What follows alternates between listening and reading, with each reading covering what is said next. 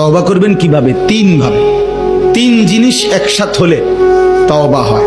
চ আকার চা লেখলে চা হয় না, শব্দ হয়।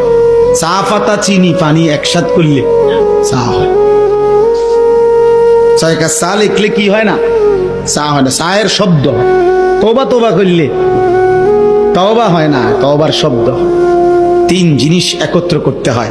এক নাম্বার, আল্লাহকে বলতে হবে দিল দিয়ে কলিজার ভেতর থেকে যে আল্লাহ আমি গুনাহ ছেড়ে দিলাম।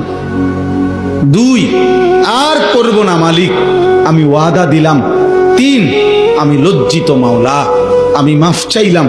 খোদার কসম, যদি দিল থেকে কেউ বলে, ছেড়ে দেওয়ার নিয়তে আসলেই বলে এবং ছেড়ে দেওয়ার জন্য গুনাহ চেষ্টাও করে, আল্লাহ বলবে বান্দা এই গুনাহ যদি আসমান পরিমাণও হয়, সমুদ্রের ফেনা পরিমাণও হয়, পৃথিবীর সবচেয়ে উঁচা পাহাড়ের চাইতে যদি উঁচা হয়, আমি একসাথে মাফ করে দিলাম।